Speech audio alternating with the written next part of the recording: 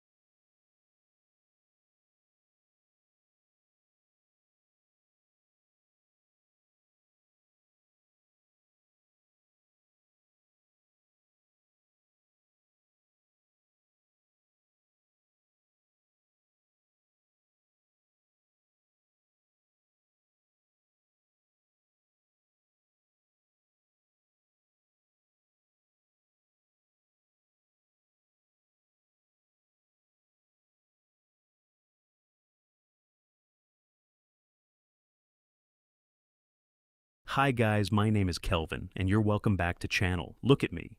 For generations, this country has handed black people the same silent contract. Take the disrespect. Swallow the provocation. Smile through the discrimination.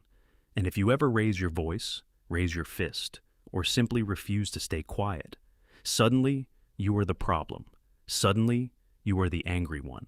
Suddenly you are the violent one. That contract is broken. What you are about to see is not a collection of random fights. It is the sound of a people who have decided they will no longer perform quiet suffering for anyone's comfort. A man in a store line gets antagonized, gets swung on first, and the second he defends himself, the cameras, the bystanders, the narrative all flip. A black woman is followed and punched inside a Walmart. She fights back and holds her own while grown adults watch her run. And somehow, the conversation still tries to make her the aggressor. A person in a library demands to know what crime they've committed and is treated like the threat for simply asking. And in the halls of Congress, a black woman is insulted to her face about her appearance. And when she answers with the same energy, the pearl clutching begins. This is not about both sides. This is about a pattern older than any of us, a pattern that says black endurance is noble until black people stop enduring. Today we are not asking for permission to be angry. We are not asking for understanding. We are naming the double standard out loud. If that makes you uncomfortable, you're good. harassing me. Stop Discomfort me. is the first sign Okay, the I'm old giving you contract the is opportunity dying. to go. Let's then. talk about it. Go. You came in a live. I think your fake eyelashes are messing. After Marjorie Greene took a personal jab at Congresswoman Jasmine Crockett's eyelashes and the committee chairman failed to take any significant action against her, Congresswoman Jasmine took matters into her own hands and indirectly gave Marjorie an epic response. If someone on this committee then starts talking about somebody's bleach blonde, bad-built butch body, that would not be engaging in personalities, correct? Do you know what we're here for? You know we're here about AG. I don't think you know what you're here for. Well, you the one talking about. I think your fake eyelashes are messing up. No, what you're ain't reading. nothing. Hold on. Listen. Order. Mr. Chairman, That's beneath would you even please regain order of your committee? Order. Please. There's a point of order. We have a point of order. Mr. I do have a point of order, and I would like to move to take down Ms. Greene's words. That is absolutely unacceptable. How dare you attack the physical appearance of another person? Are your feelings Move her hurt? words down. Aw. Oh, girl, baby girl. Oh, really? Don't even play. Baby girl? I don't think we are gonna move, and we're gonna take your words down. You agree to strike your words? Yeah. Okay. Ms. Greene agrees to strike her words. I believe she Chair needs to recognizes apologize. No. She needs Perry. to Okay, apologize. hold on. Then after Mr. Perry's going to be recognized, then Ms. Greene I'm not has 4 minutes and apologizing. 21 Well, seconds. then Okay, you're reserve not the right to striking your object. words. I am Mr. not Kerr, apologizing. Now let's go. Come on, guys. Why don't you debate me? Mr. Chairman, the it's minority. pretty self-evident. You're not. Yeah, you're out not. of order. You don't have enough You're out of order. intelligence. Chair recognizes Mr. Perry. Okay, move to strike I'd like to strike those words ladies. as well. I move to I would strike. like Order. Ms. Crockett. I'm just curious, just to better understand your ruling. If someone on this committee then starts talking about somebody's bleach blonde, bad-built butch body, that would not be engaging in personalities, correct? What now? Chairman, I make a motion to strike those words. I don't think that's a I'm part of it. trying to find clarification on what qualifies. Chairman, motion to I strike had no those idea words. what you just said. We're not gonna do this. Look, you guys earlier literally just. You just voted to do it. Y'all did it first, so you don't want to talk about voted to do it. Order. I'm trying to get clarification. Look at, calm down. No, because this I is would what like to y'all get do. through proceedings. So I'm trying to get Ms. clarification. Crockett, you're not Y'all wanna recognized. play Ms. games? Crockett. I can't hear you with your And yelling. You don't want Calm me to down. Be, Can you please calm down? Don't tell me to calm down. Calm down. Because y'all talk Please calm noise, down. and then you You're can't out of take control. Because if I Look, come, Chairman, if I can we come stop at her, for 5 y'all minutes? gonna have a problem. Mr. Chairman. All right, Chair.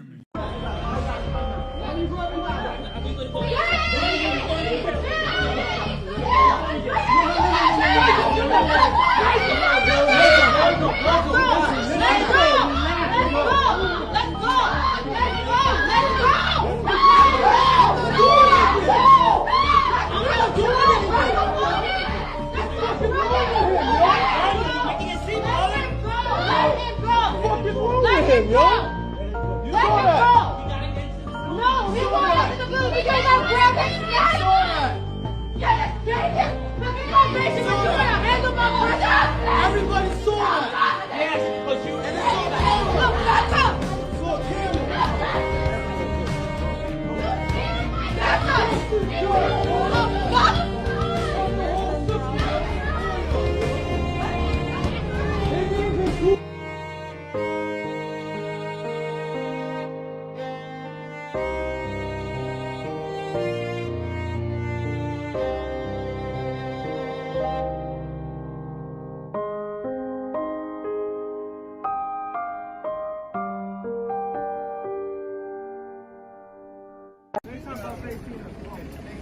I just seen them.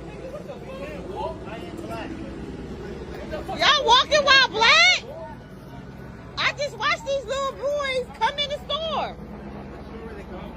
I seen them come from there and they was going to Five Guys. I'm sitting in my work car and I said Five Guys ain't open yet. So the reason that you're being detained right now is there possible suspects? For what? A possible 211. What's a 211? Robbery. That's the reason they're being detained. A robbery where? Right down the street, right across. So that's the reason why they're being detained at this point, okay? What did they rob? Right now they're being detained. No, I said, what did they rob? That's what we're investigating right now, okay? So can you please back up for a little bit? But they don't have nothing. Ma'am, you're allowed to record, but can you please back up? Or you will be Oh, yeah. I know. I'm just saying they don't have nothing. We don't know that yet, okay? You can look at them. Do you know them? I was talking to them. No, but do you know them? I don't know, but I was talking to them. So you... This is crazy. They're allowed to...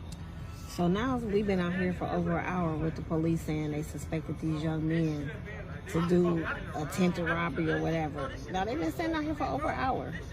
And we still waiting, because I'm waiting too. Because I'm trying to figure out how they was on they go on the subway. Went in the subway, chilling, they was talking to me and everything. And they checked their bags, ain't nothing in their bags. So what is they still holding them for? They're detained, but they're not under arrest. Baby, walking while black. They was just walking while black. It's summer.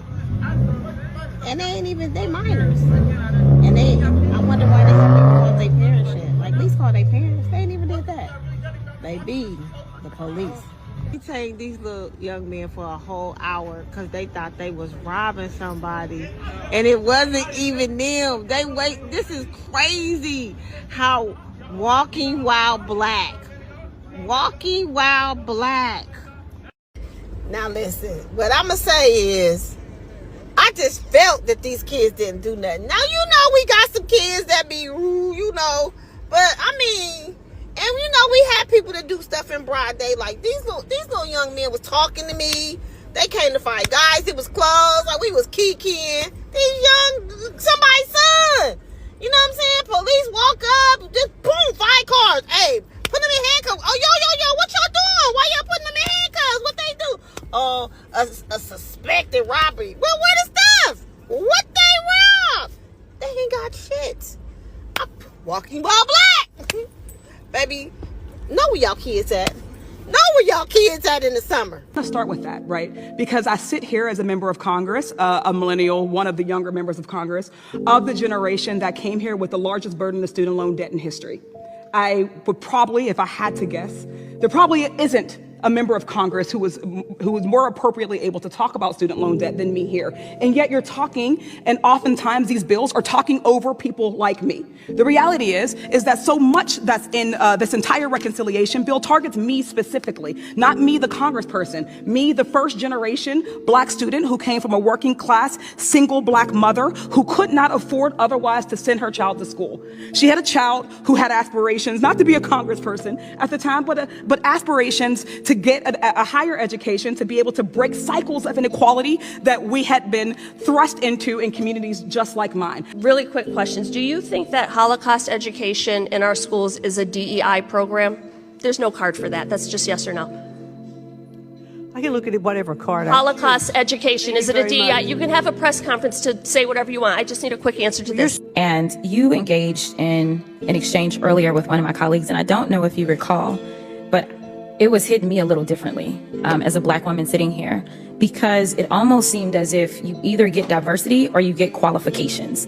It did not seem as if my colleague understood that someone can be diverse and qualified. And it is why you have people like me that get very frustrated, not just in the halls of Congress, but in general in this country. Because as I'm sitting here and there seemed to be this question of you're either diverse or you're qualified, all I could think about was the fact that I currently hold an honorary doctorate. I also hold a Juris Doctorate. I also hold a bachelor's. I also technically hold the rank of Lieutenant Colonel in the Civil Air Patrol. And I actually practiced law for almost 2 decades, in addition to serving on various boards, in addition to being a prior state lawmaker. And there are those that would make some people believe that because I happen to be black and or a woman, that somehow, even though I can rattle off all the qualifications in the world, my blackness makes me unqualified. I can't believe that we are asking the question, is the 14th Amendment to the Constitution constitutional? That is what, it is crazy. And I am sorry, but people need to call, this is crazy. They're asking us not to believe our own eyes and our own ears. They're asking us to go against everything that we know to be true. This is insane. So when you say I'm anti-woke, when you talk about wokeness, you're saying I'm anti-black and I don't want black people to speak up for themselves. I don't want equality and justice for black folks. So I say to those that say wokeness, we're anti-woke. This is not wokeness, what we talked about in here. And you should be on the side of folks who are woke because we're saying no more oppression against our community. So whatever else is being thrown around, unless you are saying I'm racist, white supremacist, and I'm bigoted, stop talking about wokeness. And you can't tell me that I'm wrong because I'm from the very movement where this came about. I've been in here for 7 years, and now all of a sudden we care enough about people who own Social Security and poor folks with circuit breakers and pink taxes and everything else when we've had ample opportunity to pass this year after year after year after year, but only until it's attached to something that's going to work for rich folks do we care enough about this. Gross. And then have the audacity to say, oh, if you don't like this, you don't care. Y'all are too strong. No, I don't care about the folks who got to go and buy votes. You can put that on Facebook. I don't have any of those in my district. No one's sitting at any marble tables over in the 73rd talking about capital gains tax. They are talking about these eggs. They are talking about how they have to use the emergency room for their primary care physician. They do talk about that. They do talk about rolling toilet paper around their drawers because they can't afford tampons and pads. They do talk about that.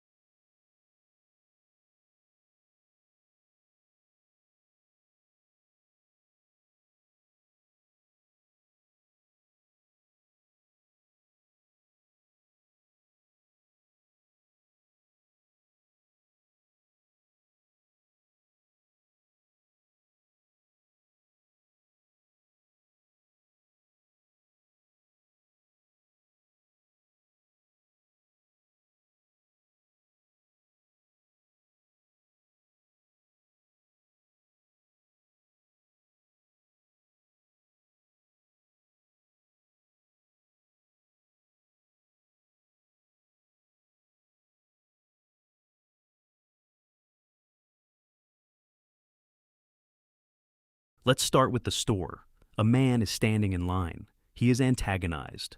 The first swing comes from the other direction. The black man responds, hard, and immediately the energy in the room changes. Bystanders who were quiet during the provocation suddenly find their voices when the response arrives. Call the police. He's out of control. Notice what never gets equal airtime. The original disrespect, the original aggression. Only the reply is framed as chaos. That is not accident. That is training. We have been trained to see black force as inherently excessive and white force as situational. We have been trained to demand perfect calm from the people who have the least reason to be calm. Now, the Walmart clip. A woman is followed. She is punched. She does not fold. She fights. And while she is fighting for her own safety, people who could have stepped in choose to watch or disappear. The host is right to praise her. Self-defense is not a personality flaw. But sit with the silence of the bystanders for a second. How many times have we watched black people get jumped, grabbed, or threatened, while the surrounding crowd becomes a jury that only activates after the black person fights back? That silence is policy. It is the unofficial rule that black pain is private until black resistance becomes public. Then, the library. A person asserting basic rights, what crime did I commit? Call your sergeant, is treated as the disruption. Process is denied. Questions are treated as threats. This is the soft version of the same logic. Any refusal to submit is read as aggression. The demand for dignity is coded as hostility. And then Congress. Marjorie Taylor Greene decides a black congresswoman's appearance is fair game. Jasmine Crockett answers in kind. Suddenly the conversation is about decorum and tone. Notice how rarely the original insult is centered. Notice how quickly the black woman's reply becomes the story. This is the same pattern wearing a suit. Disrespect is free. Response costs everything. Here is the larger truth the video is forcing into the light. Black Americans were never supposed to stop absorbing. Quiet endurance was the price of being tolerated. The moment that endurance ends, the moment people start answering in the same volume they are addressed, the system panics and reaches for its favorite words: angry, aggressive, violent, thug, unhinged. Those words are not descriptions. They are control mechanisms. They are designed to make the person who was provoked do the emotional labor of proving they are still respectable. They are designed to shift the focus from the original harm to the reaction. They are designed to exhaust. But something has shifted. People are tired of performing calm for people who never earned it. People are tired of being told that defending themselves is the real crime. People are tired of watching the same script play out in stores, in schools, in streets, and in the Capitol, and then being told the problem is their tone. This is not about celebrating violence. It is about refusing the lie that only one side's anger is legitimate. It is about rejecting the idea that Black people must remain the only group expected to turn the other cheek forever, while everyone else gets to swing first and then clutch pearls. The clips in that video are not isolated. They are symptoms. And the diagnosis is simple. The old expectation of silent Black endurance is collapsing in real time. Some people are scared of what comes next. Good, they should be. Because a people who no longer accept the contract are a people who can no longer be managed by shame. So the next time you see a Black person refuse to shrink, refuse to smile through it, refuse to absorb the hit and stay quiet, ask yourself whose comfort you are actually protecting. The era of quiet suffering is over. People are answering back. And if the only language some of us have for that answer is aggression, then the problem was never the volume. The problem was that we finally stopped whispering. I'm done performing calm for people who never intended to meet me halfway. You should be too. Stay dangerous in the pursuit of dignity. Stay loud when silence is demanded. And never apologize for defending the space you already paid for in full. I'll see you in the next one.